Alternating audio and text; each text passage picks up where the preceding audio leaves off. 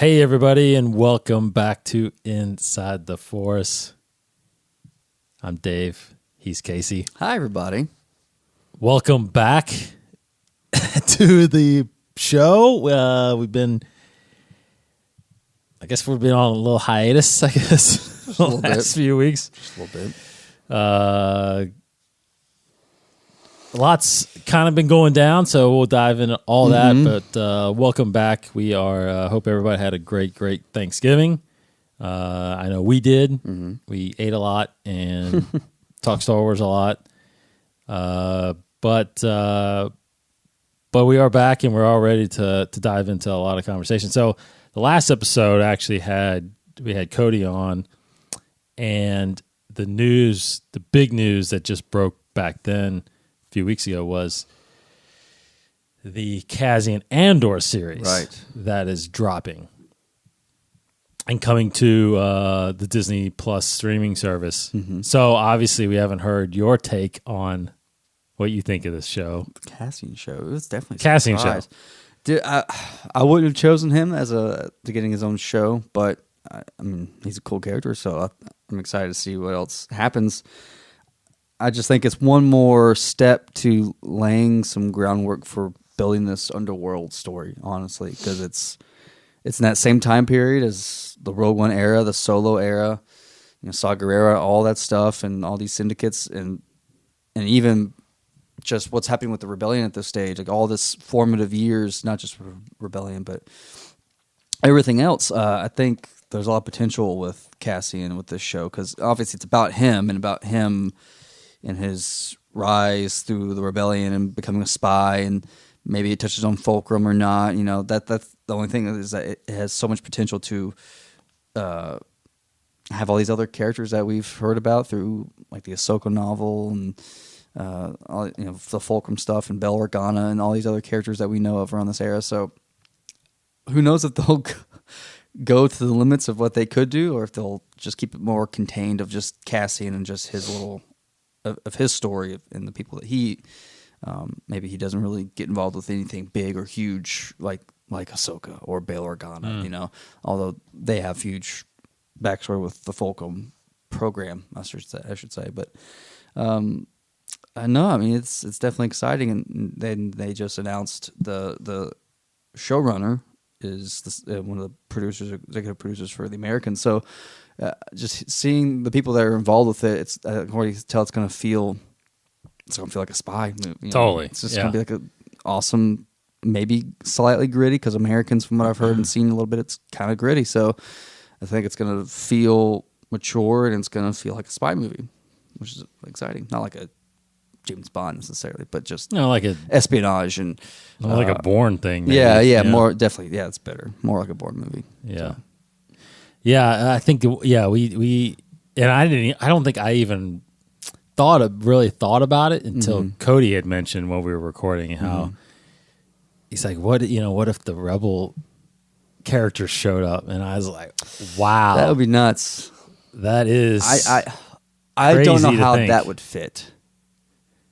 I think realistically, the timeline's right there, but I just got to think of where are the Rebels characters before they really don't get super involved with the Rebellion, I guess, until season 2. But until they learn who Fulcrum is, yes, which is Ahsoka. But I mean, he's got to know who Ahsoka is. That's the only thing I can think of. It's like the craziest thing that realistically could happen. I feel like within the walls they've already established around this time period is that he could definitely get involved with Ahsoka. A live action Ahsoka. Yeah, could be the first time we see her live action. And I think it could totally fit and not break any rules. Like he is a Fulcrum and she was the first one, so it's like some connection there has got to be made. I would hope, but they don't have to. They could definitely do their own thing. It could be much more self-contained. Even mentioning them. Oh yeah, the Ghost or that's the Ghost crew or I mean, you see the symbol of Fulcrum. It's like the history of the symbol. It belongs to Ahsoka or something like that. Yeah, I think that would be. I don't know. Again, we start going down that road sometimes of what do we want to see versus what they're actually trying to tell. So.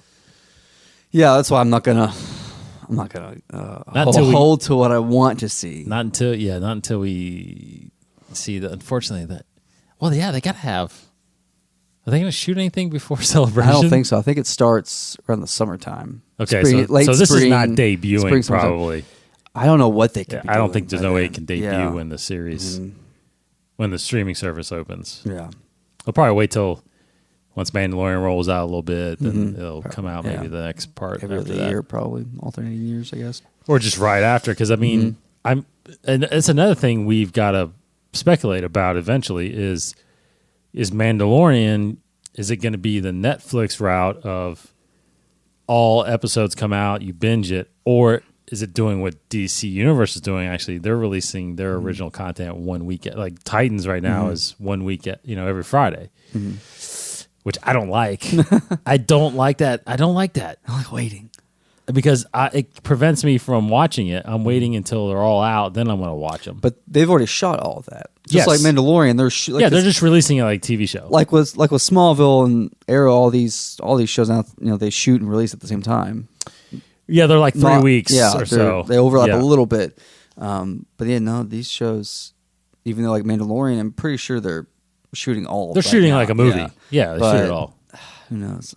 I would think I would think Mandalorian and Cassian, they would shoot it all together. Yeah, but which makes you wonder because Titans was shot all together. Yeah, but they're releasing. But they're just releasing. So they have them. It's like you're done. Just give it to us. Just give me them all so I can watch it all. Yeah, because there's like 3 more weeks left, and I'm waiting, and then I'm going to watch them all over like Christmas or something. Anyway, so yeah, looking forward to that. Obviously, we'll get more into that as news comes out. But right now, of course, Diego Luna is back as Cassian. I mean, that's a foregone conclusion because no one would care if he wasn't. We heard that he had signed on for more films. I think this is it. This is pretty much it. That makes sense. Totally. You can even do heck, which you could do a begs begs the question too, because apparently Felicity Jones also, right? Yeah, I mean, or is Felicity Jones? No, yeah, that's right, Felicity Jones, right? I get her and somebody else mixed up. Felicity Jones. So maybe I don't know if it's possible she shows up in this. I don't know. I don't see how that would fit. Well, they could be again. There could be. There could be that storyline of they discover the rumors, because obviously Saul knows that something's going on, that the Empire is building something, right? So maybe that catches on a little early, and maybe there's some connection with, Galen gets brought up, and maybe they know he Saul somehow lets it known that his daughter, he used to raise his daughter or something like that, and then of course they could be looking for Jyn Erso, but they don't know really her alias at the time. I don't know. Leanna Hynek is one of them or something like that. So it's like, I don't know. They could be spy. I don't know. She could show up in an episode. I don't know. Just to be careful. But yeah, let's say, hey, anything's possible. That'd be cool. I wonder how far back they're going to go, and the time frame. I think that's another thing too. Like because he's been in this he said 6 years old, but with the rebellion itself. Obviously not when he was 6. So how far back does he go? I think we'll definitely see flashbacks of when he was like a kid, like the Separatists and. Ooh, that would be awesome. I don't know. I can't remember if I read or if it's even out there what planet he is from. Oh, it might be on his Wikipedia page, but what he's referring to was Separatist occupation of his planet and rebelling against that. That I've read that somewhere. Yes. So, no, he definitely was witness to. Definitely was witness to. His plan has got to be written down. I thought it was some encyclopedia. I could grab the Rogue One book is right there, but let me just look it up. He is Homeworld Fest. Fest.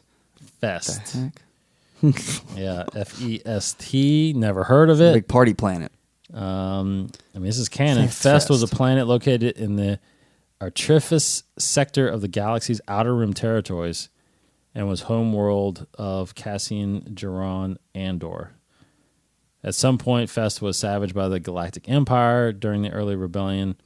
Against the Galactic Empire, Fest served as an alliance to restore the Republic regional headquarters and operations sector.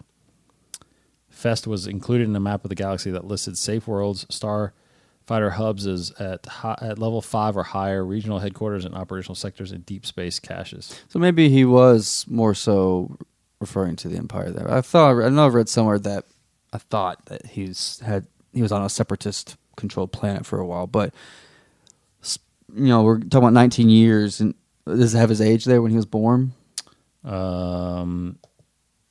He was born 26 BBY. So he's 26 when in Rogue One. So 19 years apart from that. So he's 6, 7. He's 7.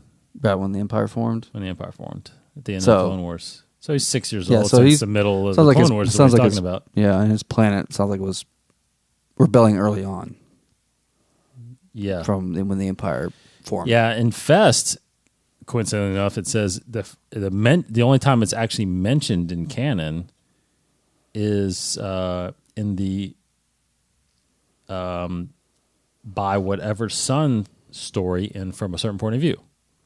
It was mentioned only in that book. Story from that title, but by whatever son, isn't that the one with Luke and no, it's a Yavin story. By the guy in the story written. The guy in the crow's nest focuses on Marana Larta, a character first introduced in Johnson's novel Ahsoka. So E.K. Johnson wrote this short story. I can't remember. I don't know. Yeah, got to go back and listen to it, I guess. There we go. So anyway, Fest is so Andor. 26 years. So we might see flashbacks, of him always fighting the Empire. Yeah. Yeah, I think you something like that where it's so episodic. Mm-hmm. You got to show probably a lot of his backstory to kind of see that. Mm-hmm. So you can show him as a 6-year-old, 8-year-old, or even partially as a teenager. A little bit. That'd be cool. Yeah. What I like though is just seeing him going down honestly a dark path, because that seems that's where we picked him up on Rogue One. Mm-hmm. Mm-hmm. So how he got there is very interesting to me. Yep. Okay, so there's that, and then of course, let's move on to the next series that's been in the news a little bit. The Mandalorian. Of course, we mentioned this on our show before. If you're not doing it already, you need to follow Jon Favreau on Instagram for any updates. There was a picture lately of the Russo brothers visiting the set. They had like a little Marvel. Yeah, Taika Waititi. Yeah, say his name. Yeah, they're all there. Yeah, so all the Marvel directors are kind of, and I guess that was his show that he was directing. That's why he was there. I'm assuming. There's rumors that he's an actor as well, but I don't know if that's true or not. He did voice. I don't know what besides Thor. I know he voiced a character in Thor. Besides that, I don't know if he's done any live action stuff. I could look it up easily, but I don't know that. But yeah, he could definitely. Yeah, he was in the Green Lantern movie with. Ron Reynolds. Remember the guy? Oh my gosh. Oh, yeah. Wow. Yeah, that was him. I mean, no one really remembers that. Well, now I do. Now it's like, you know what I'm talking about? Yeah, right? absolutely. Yeah. Just the comic relief friend. Yeah. Yeah. That's so funny. That's the only way I knew who he was when I saw him. It's that guy. When I saw him as a director of Thor, I was like, what? That's why he looks so familiar. Guy from Green Lantern? Because he looked like Dr. Emil from Smallville. He does. He does. That's kind of like a skinnier version almost. Yeah. But The Mandalorian, of course, shooting right now, has, this is not really breaking news, but has officially announced the lead, right? Mm-hmm. Yeah. Pedro Pascal, which was rumored forever. So the lead, meaning that, I didn't read this. I didn't really read up on this, but that means he is the Mandalorian? That's what we would assume, yeah.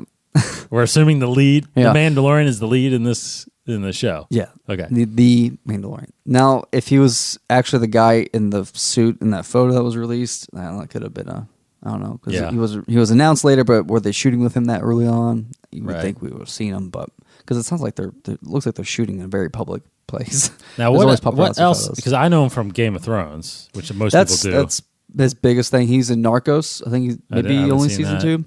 I know him from the sequel to Kingsman. He was in the second one. Did not see that either. That was a pretty funny movie. He played kind of like a cowboy-esque kind of role, which was very funny because it's not like him at all. But Now you've seen Game of Thrones, not right? his part. Oh, okay. I've seen only most of season 1, but that's about it. So he's the leader of Dorne, Okay. right? I think the where, yeah, it's crazy what happens with Dorne, and I've he's heard in some it. things. He's in it for a little while. Yeah, he's in it for a little while. A little while meaning he's not in it forever. And everybody, no one in this stays alive. Yeah, but I liked him in it. I like he's I've heard great things about him. Another casting announcement: Gina Carano. Gina Carano.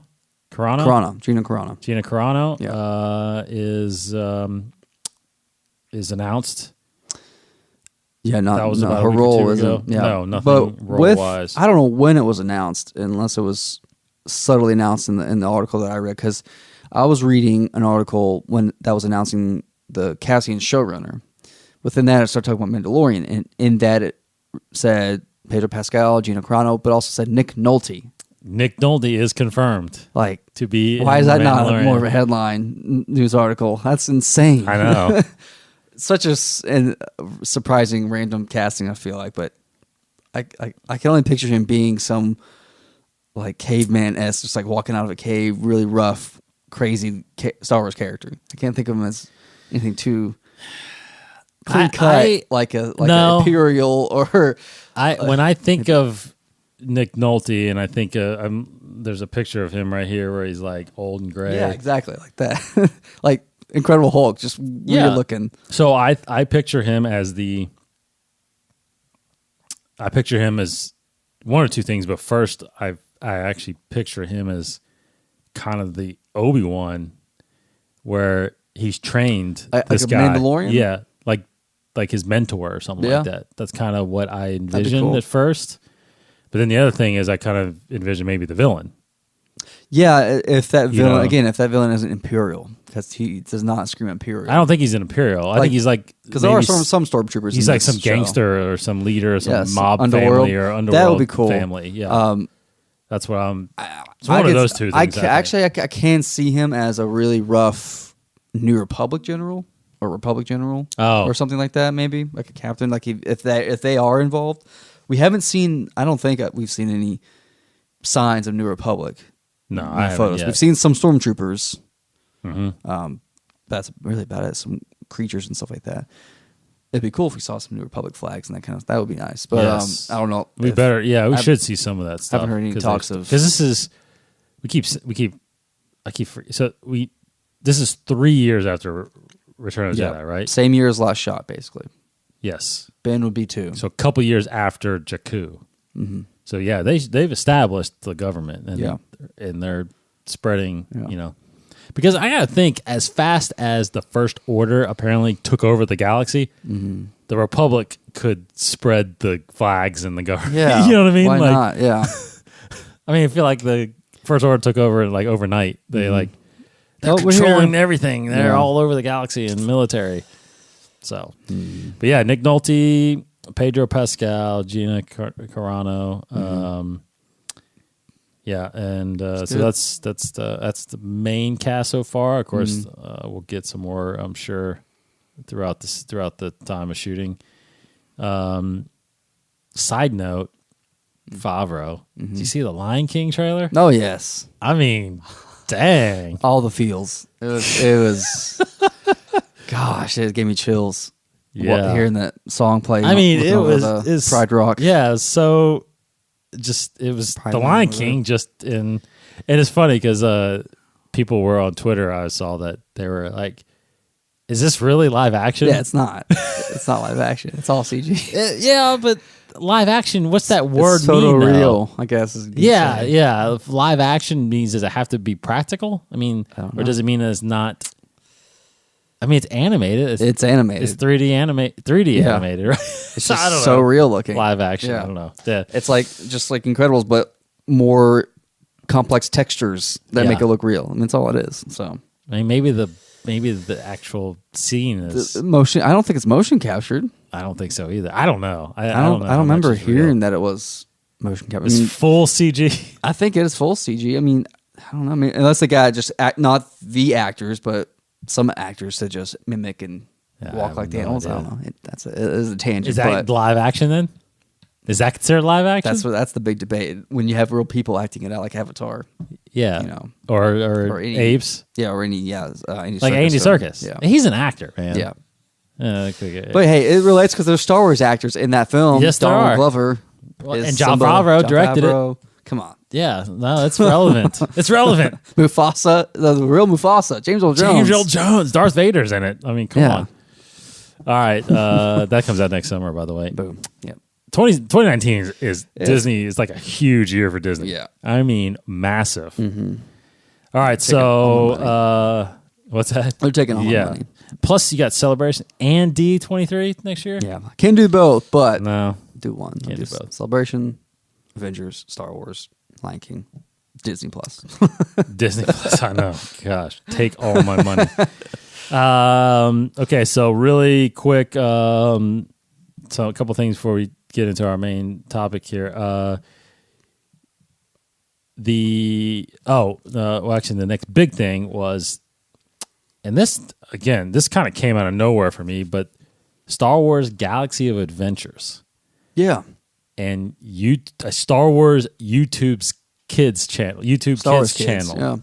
Oh, sorry, YouTube channel Star Wars Kids. Yeah. Because there is a YouTube Kids Yes, there is. app, but it's not that. It's YouTube, but it's Star Wars Kids. So Yeah. for everybody who doesn't know, it's a YouTube channel dedicated to the younger generation of Star Wars. Now, that's debatable too, because we'll talk about some of these episodes that they released. Yeah. But there was a trailer that got released. I want to say the week of Thanksgiving, maybe. Yeah, the beginning of the week. That week. And it was a little trailer that showed just animated versions of many of the scenes that we know, all the scenes that we know of. Things from the movies, basically. Rogue One, Episode 5, Empire Strikes Back, New Hope, even prequels. I think there was shots of Yoda fighting Dooku. Dooku. So, so announcing, it was basically announcing launching. Yeah, I think it was launching that Friday. Actually, it was launching the 30th. I think November 30th. YouTube on YouTube channel Star Wars Kids. So they were that day they released, which was Friday. They released the first 7 episodes of Star Wars Galaxy of Adventures.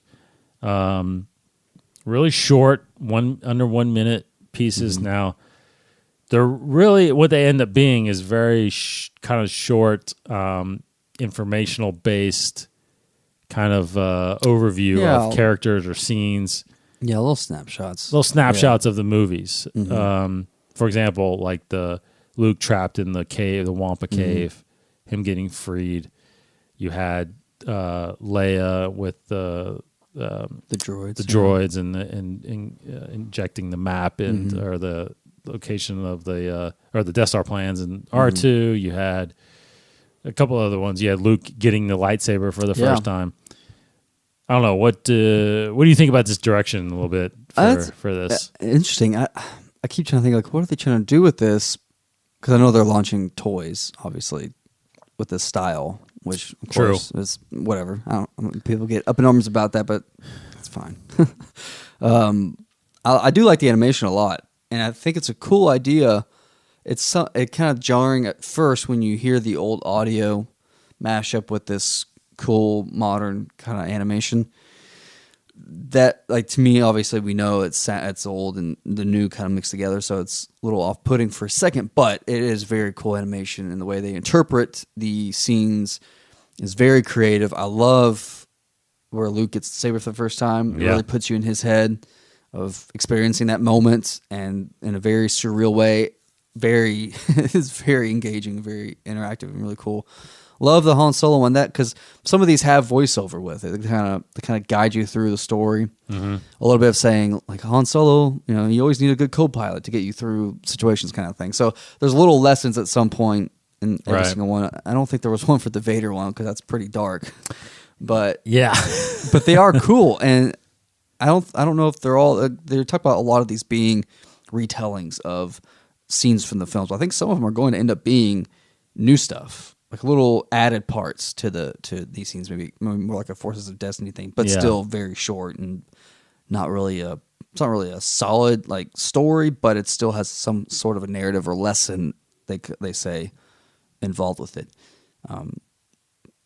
But yeah, the Vader one, man, that was because at first I was thinking like, well, this is gonna be like a YouTube Kids, like a Disney Junior, like it's gonna have a short video but little lessons tied to it. I thought it was gonna be very educational lessons, but no, this is just literally a summary of scenes put together, focus on a character, and that's it. But then they show the Vader one that's very dark and mature, so it's obviously not for little kids.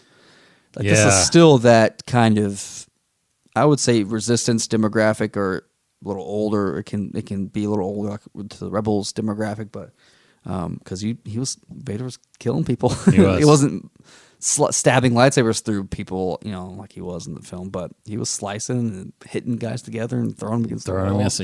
So force choking. That was pretty cool too. Yeah. It was pretty nice. Yeah, I actually liked that animation better than Force of Destiny. Yeah, for sure. Mm-hmm. I like Force of Destiny, but what I like about Force of Destiny, it is, extra scenes or glimpses of what we missed from the movies. Mm-hmm. So they're actual. It's an actual story. Yes. It's got a VO person. They're kind of setting up the scene or talking about the scene. So it's a little different. So it is a little different. Storytelling method that Star Wars is introducing to kids. But if you think about it, Vader, Luke, Leia, I mean, you're taking the original characters and reintroducing them. Absolutely. I mean, that's what they're doing, right? Yeah. I mean, they're doing the same thing to what happened to me when I was a child, is like, they're basically finding that next generation with the same characters. Yep. So I mean, it's smart. You can't fault them for it. I'm wondering, like you said, I wonder where it goes from there. Is it newer stuff at all, or now the next series, is it the prequel? Is it Yoda? Is it young Obi-Wan? Is it Qui-Gon? Is it Padme? Is it Ahsoka? So I could see that being kind of, cool. They're almost like character profiles in a sense. Yeah, a little bit. They're like 45 seconds long. Like they're so short, but what's packed into it is very, I can see why they're so short, because it like you said before the show, it's like the kids' attention span is that short. Like they're cycling through videos. So I guess that part is to introduce on their level these older films, but in a cool way. Right. And it's great. Cool. Yeah. I like it. So, and I'm actually wondering if from now on, I feel like this might be where Force of Destiny, if they continue that this is where it lands. Oh, not really? necessarily Disney's YouTube. I was always confused why they put it on Disney's YouTube channel and not Star Wars. Mm-hmm.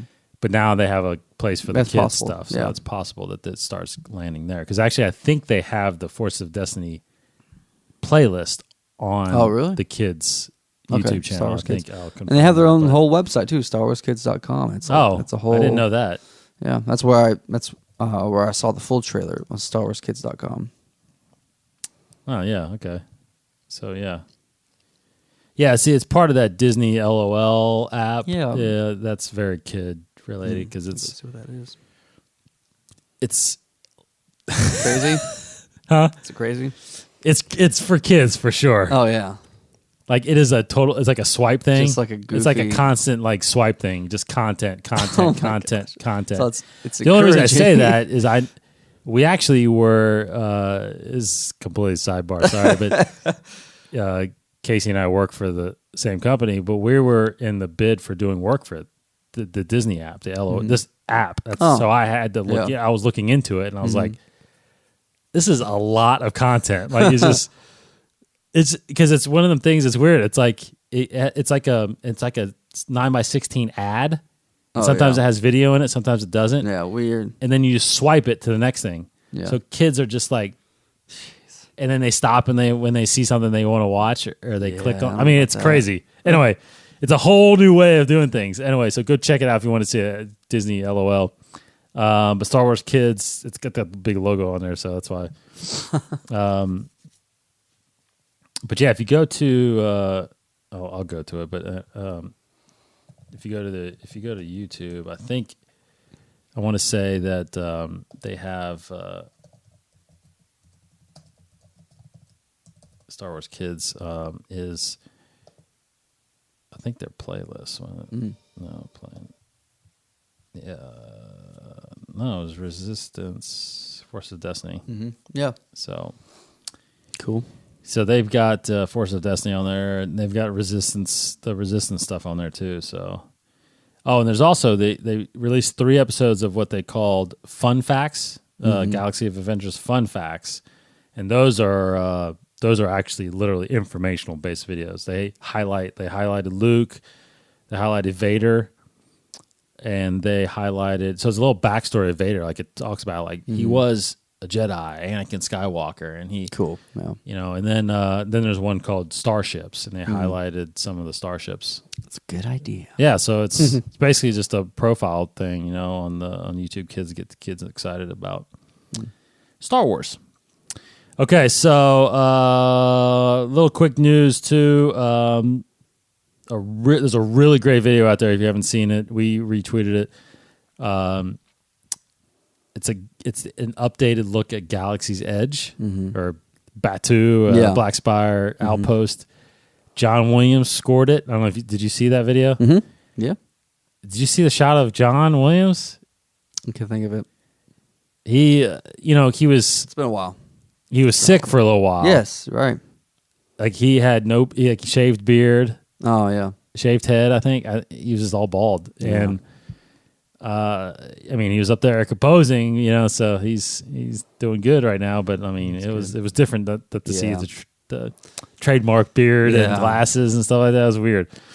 But anyway, great video. So excited about Galaxy's Edge. Not sure why they still call it Galaxy's Edge, but. I guess it's friendlier than saying something involving Black Spire Outpost, Black Spire, or Batu. I don't know. I guess the whole thing is Galaxy's Edge, maybe. Yeah. I don't know. But there was a shot of. I saw another shot released shortly after where they're almost done building the Millennium Falcon. I mean, I think it's done now. Maybe I don't know. Someone posted on Reddit like a satellite image of it's like it looked complete from the top angle.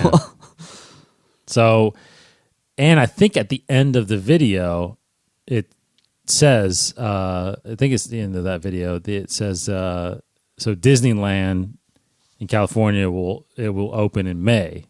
Oh, nice. And Orlando will open in November. So, and I can say, because my daughter doesn't listen to this, but we are going to Disney for Christmas next year. Oh, nice. So I will be there.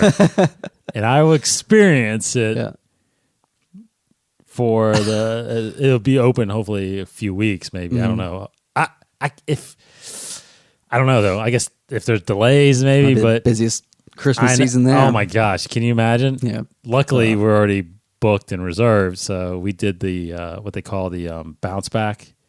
Because when we were there in October, if you get a big discount if you book your next travel. So we went and booked it then.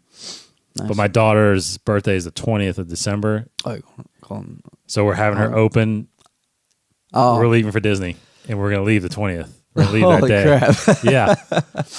So that was the whole that reaction. That's the whole plan. You think about this. I got a year to wait for this. I'm so excited, that she's like going to open a gift that says, we're leaving. We're going to book flights that day.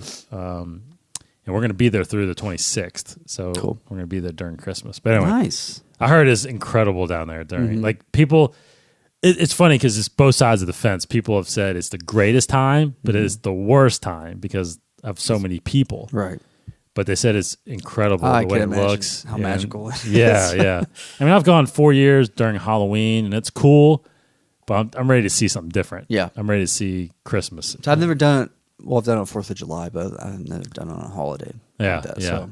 Yeah, Halloween's cool because, I mean, it's truly, especially the Halloween party, nighttime and the castle's all lit up purple and stuff, and they get great fireworks show for that. That's different.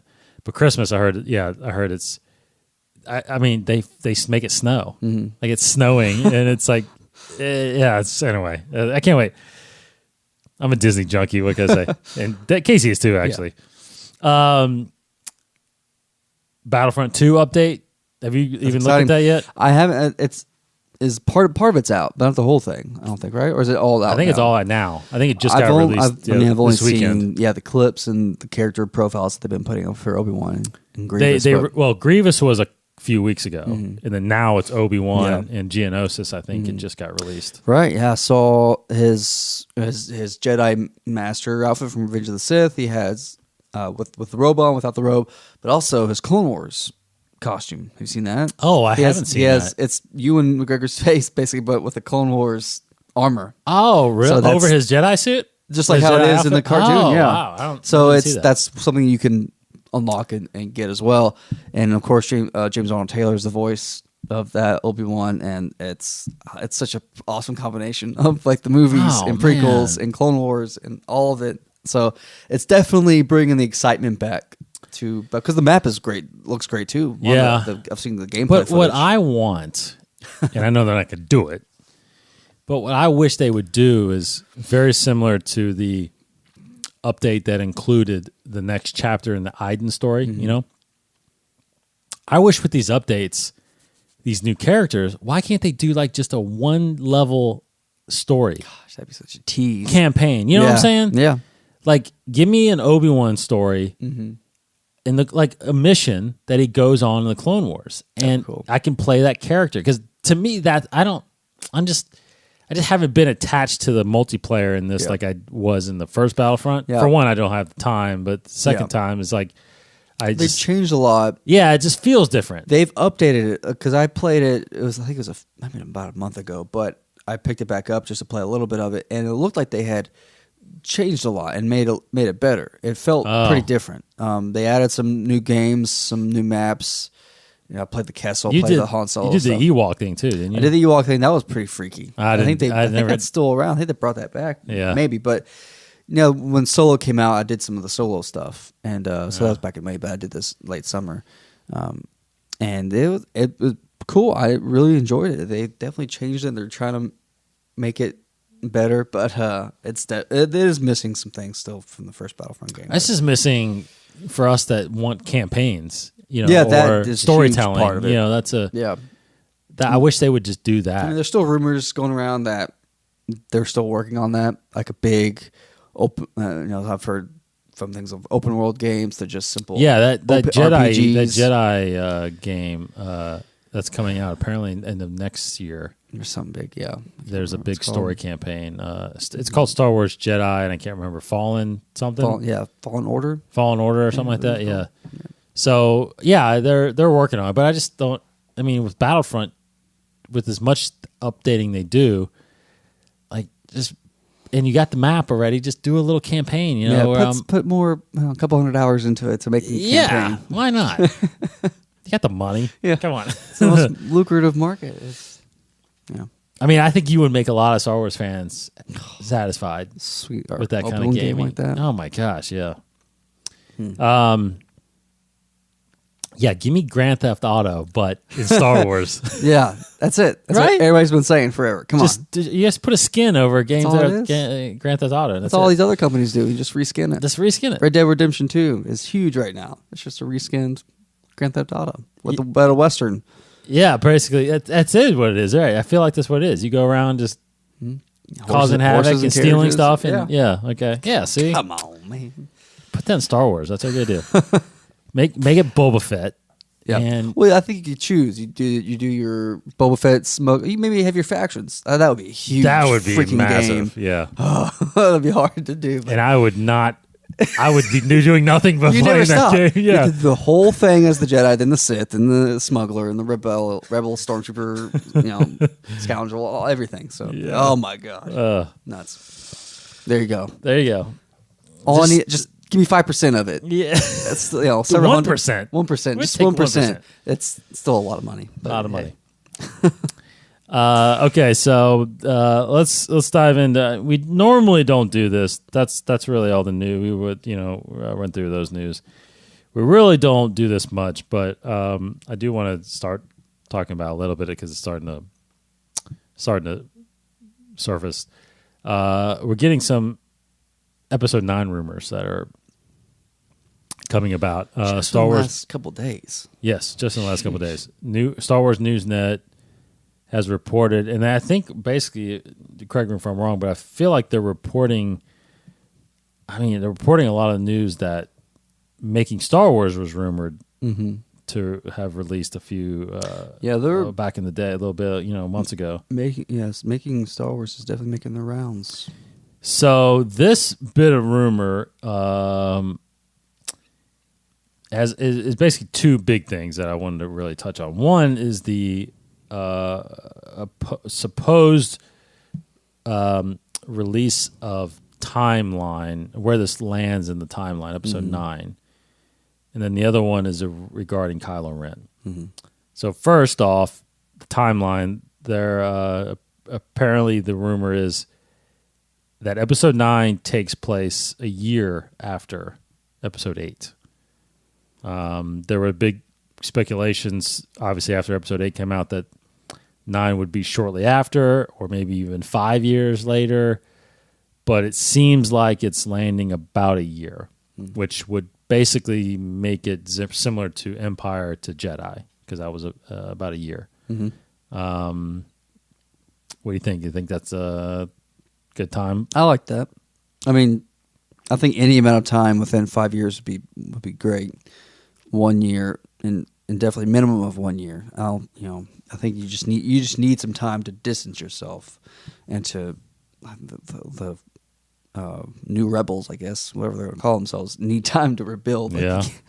So a year, good time jump. So already have some forces back behind you. So hopefully that's where they're headed. But that also brings up how strong has the First Order become in a year? We very well could see. I mean, are they basically the Empire now? Yeah. Are they actually a government? We could literally see a New Hope rendition again, in a way, where you're instead of the outskirts Starkiller base kind of thing, you're in the galaxy, you're in the core there, and you're Coruscant. Why not? Let's go to the core. And they didn't blow that up. So, First Order, I don't know. It's hard to say in this kind of world how fast they can rebuild the government. It seems like in the books, at least, the Republic worked very fast to become the New Republic after Endor. Like when in Start of Aftermath, it seemed like they were pretty quickly recognized as a New Republic. So you had a good solid year there, or in the first book was within like 6 months. So First Order could definitely be controlling the galaxy. I mean, I think a year we could definitely see a different state. But it's weird because you think about A New Hope. Or even the 19 years from episode 3 to episode 4, it's like Palpatine still had a Senate. Like you still had all these representatives from all these thousands of worlds still meeting. It was weird because you had an elected emperor. Yeah. But you still had a Senate, right? It was like, I guess, kind of fake, like almost really, like in the Julius Caesar days when there was still a Senate that kind of voiced what the people wanted, but it was ultimately up to the emperor to say whether or not they got it or whether or not, I guess it was kind of that. He took all the power. He let the people say, you know what, you can just be emperor, you can just be the chancellor forever, which is basically what they said. You're the chancellor forever. He, I guess, declares himself emperor, which kind of, if you think about it, it's kind of weird now because then he's basically saying I am a dictator. You didn't just elect me to be the chancellor forever. I'm now the emperor of this entire galaxy. So. But then he keeps the Senate. It takes him 19 years to finally say, you know what, Senate's gone, dissolving it. Yeah, I don't know if it's gone deeper into that decision of was he afraid to? Because he was afraid. Well, the Moffs were and the other guys were afraid of the Senate hearing, but I guess they were afraid because I was just reading, kind of thinking about Rogue One when Vader said to Krennic that they explained the destruction of Jedha City they told the Senate that it was so they had to lie to the Senate. They did. For fear of something of I guess too soon to reveal their true plans. They were afraid that if I think what I've understood to be of the world of Star Wars really is that they in fear that this government is a tyrant or something, is controlling in a sense, because if they sense that they're just flat out killing people, all the senators would then go back to their worlds and basically build, a full rebellion will take a, quickly. And there's no way they can combat that in a sense, right? Now, if there's only a couple of worlds here and there that are rebelling, then they don't feel like that's enough to challenge the Empire, right? So if they go to the Senate and say, "Hey, we just destroyed Jeddah City, you're next," and it's like they might all revolt, and then you got a big problem on your hands. Even though, I mean, what are you gonna do? Just keep destroying planets? There's no more planet. I know, whatever. Exactly. But so I think. Well, I mean, we kind of just made the statement there, but I'm confused. I'm not confused, but I'm just wondering why. I guess because the Death Star was so close to being fully operational, that was when the Emperor was okay with saying, "You know what? I don't need you anymore. The galaxy doesn't need you more, and if you oppose me now, this is why you won't oppose me." You know what I mean? And then he had his Moffs take over. The governors the governors, right?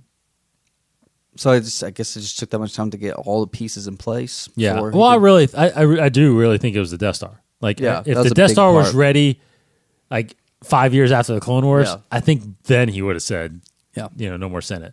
But he needed the Senate, I guess, because it's like, what is Tag even said? How's the Emperor going to maintain bureaucracy? That's what I was thinking. Right. So the Senate is no longer. Moff comes in. Whatever.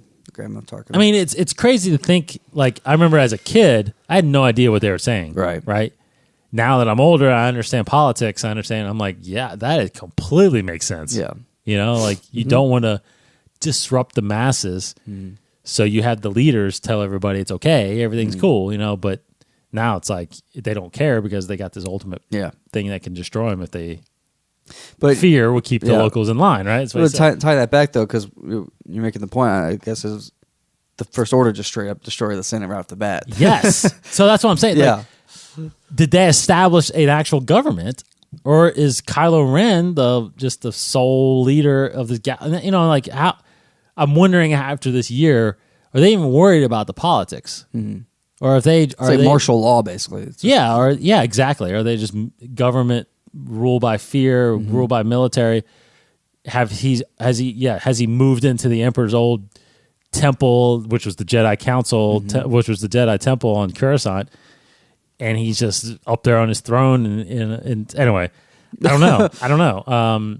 So it'd be curious to see that. It'd just be curious to see the first trailer and figure out if they talked about that. I don't know. Because obviously at the end of 8, Leia's still around, but we don't know if she's still around. That's the only thing. This is a year later. Yeah.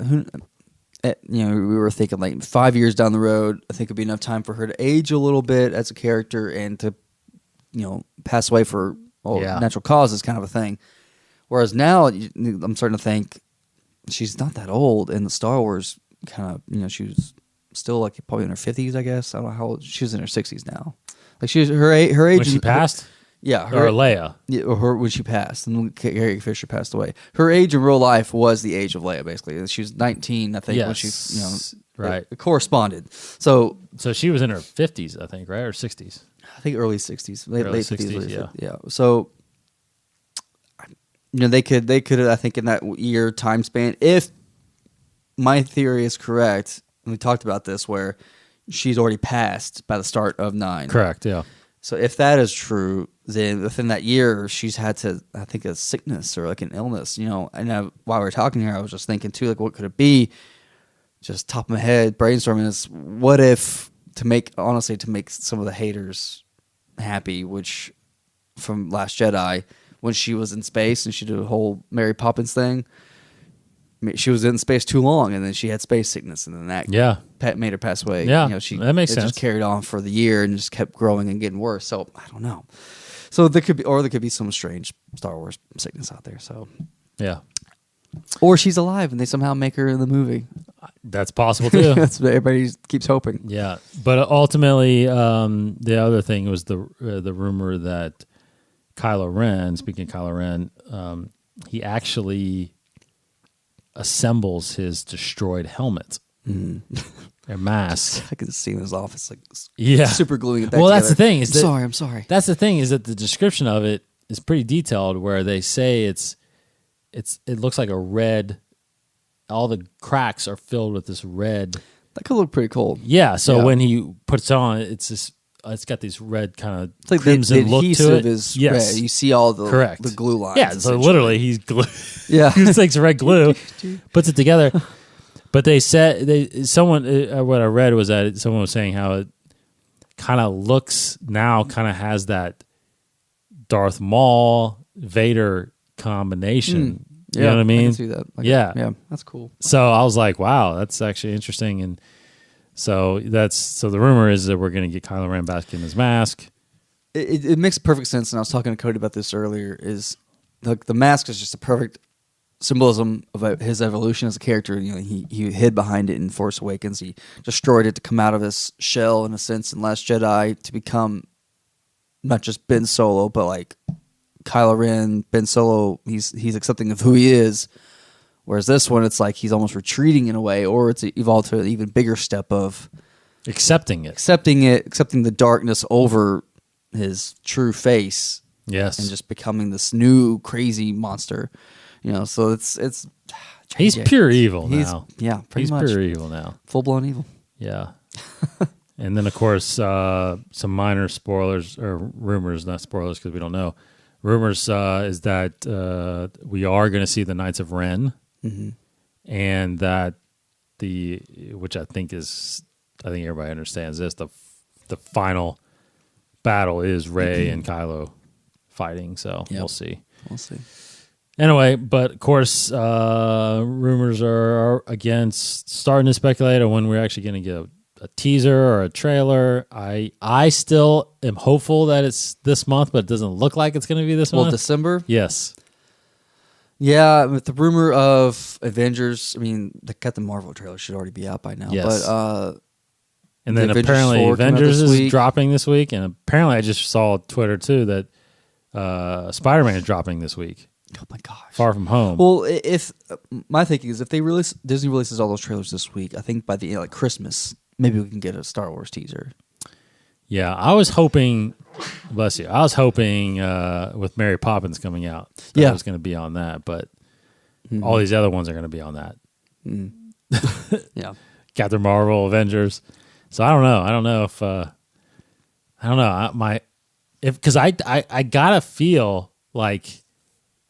I don't know. For some reason, I feel like if it's not out by this year, by Christmas, I gotta feel like we're not going to get it until Celebration. Well, you're saying as if there's a logical marketing plan. I feel like that they do things so randomly over there, and they'll just there is definitely a marketing plan. Yeah, but it comes across as so random. Like they'll just random days. It's like, oh, here's this little piece of news. Well, that's part of the plan, though. Yeah, I mean, I think that's part of the plan. They just blindly pick a date on the calendar. They might. They might, because there's nothing huge happening from Christmas till Celebration. I don't think. Mm-hmm. So it doesn't seem logical. But like, that's also, would that day be? But that's also you want to catch people off guard, right? So it's like everybody's waiting for it on Christmas Day. Yeah. But you know what? Let's do it a week before. So January 11th. Yes. Yeah. So it's possible. 4/27. I'm still hopeful, but every day it ticks away. I'm like, I don't think. I definitely don't think we'll get it. I'm hopeful at the earliest Christmas. Yeah. I don't think we'll get it before Christmas. Oh, okay. I think if we don't get it by Christmas, you're not going to see it at all. We're not going to see it at all. Celebration. Well, Captain Marvel's in February or March? I don't know that. I think it's in March. Because Avengers in May. Yeah, I think it's in March. So possibly right before Captain Marvel, in that it shows up on Marvel. That would be the only other option, I think. So, okay. So anyway, it's a brief episode 9 talk there. All right, closing this out. I want to answer a quick Twitter question. From Nathan, one of our listeners.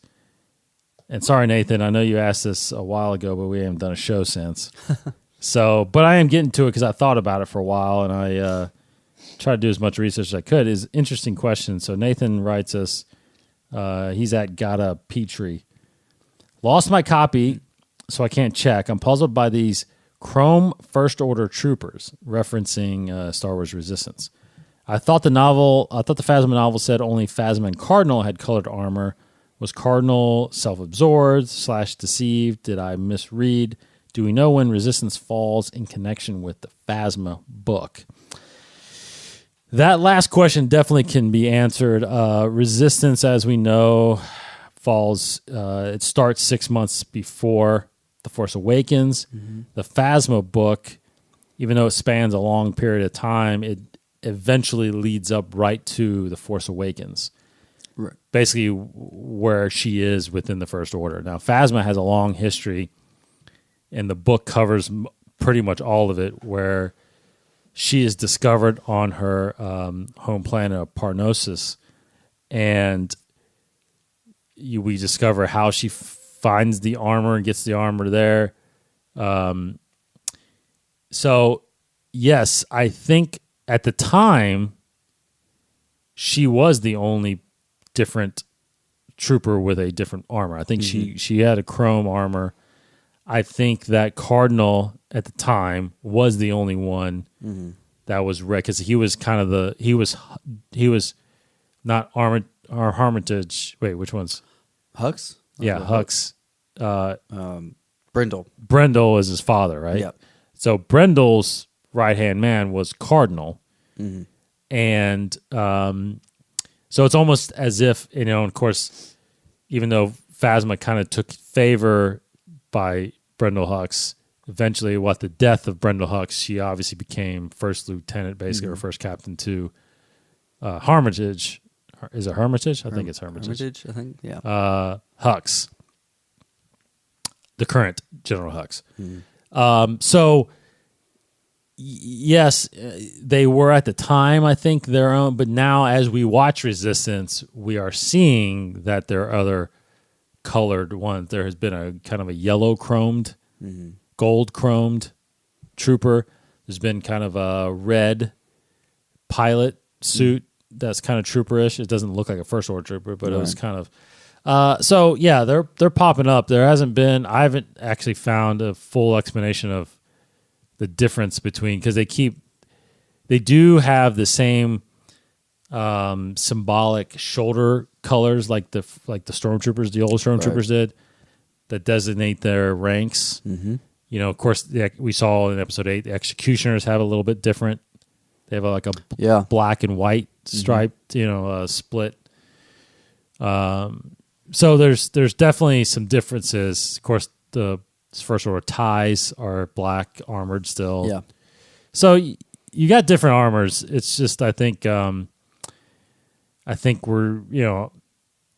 they got more toys they want to sell, right? Yeah. So exactly. So they're gonna change it up a little bit, but I don't think there's any. I think the idea, even though it was mentioned maybe in the book that they were the only ones, I think at the time they might have been the only ones, but they've obviously incorporated different colors in the later years. So I hope, at least that's all the research in what I found. So yeah, I don't know if there's really much talk about the color, different color ranking or whatever it is in like an encyclopedia. I don't think that exists really. No, not right now. I couldn't find anything. Not right now. Yeah. So we'll, but if I find something else, Nathan will tell you. But thanks for the question. Keep them coming. You can tweet us at Inside the Force, and we'll talk about this on the show. And I'm going to get. We're going to get better at putting these out there. But I got another poll going out there right now that's interesting.